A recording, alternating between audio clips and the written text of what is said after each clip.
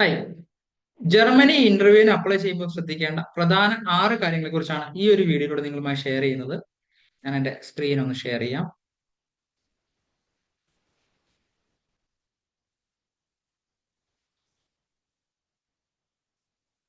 ഈ 6 കാര്യങ്ങൾ ശ്രദ്ധിച്ചു കഴിഞ്ഞാൽ നിങ്ങൾക്ക് റിജക്ഷൻ ഇല്ലാതിരിക്കും. ഒന്ന്, ഓവർ കോൺഫിഡൻസ് അല്ലെങ്കിൽ എക്സ്ട്രീം നെർവസ് ആയിട്ട് കാണിക്കാതിരിക്കുക.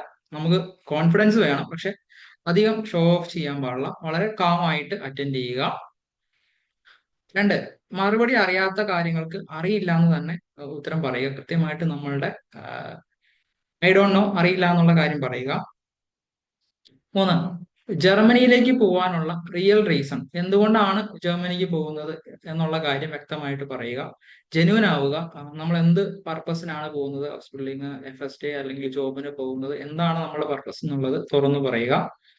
4, നമ്മൾ കാഷ്വൽ ആയിട്ടുള്ള ഡ്രസ് കോഡ് ഒഴിവാക്കുക. ഫോർമൽ ആയിട്ട് അല്ലെങ്കിൽ വളരെ ഭംഗിയായിട്ട് first impression is the best impression എന്നുള്ള രീതിയിൽ ഒരുങ്ങുക.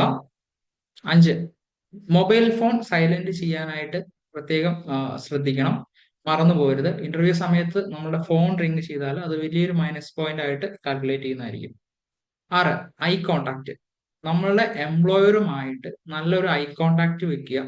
ഡയറക്റ്റ് ഐ കോണ്ടാക്ട് ഇല്ലെങ്കിൽ അവർക്ക് നമുക്കൊരു സെൽഫ് കോൺഫിഡൻസ് ഇല്ലെന്നോ, നമ്മൾ അത്രയ്ക്കും കോൺഫിഡന്റ് അല്ല, അതുപോലെ തന്നെ നമുക്ക് സത്യസന്ധത ഇല്ലെന്നുള്ള ഒരു തോന്നൽ അവർക്ക് ഫീൽ ചെയ്യും. അതുകൊണ്ട് ഈ ഐ കോണ്ടാക്ട് വെക്കുക.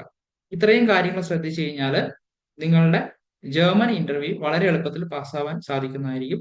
ഇന്നത്തെ ഈ ഒരു വീഡിയോ നിങ്ങൾക്ക് പ്രയോജനപ്പെട്ടുവെങ്കിൽ ഫോളോ ചെയ്യുക, കൂടെ നിൽക്കുക.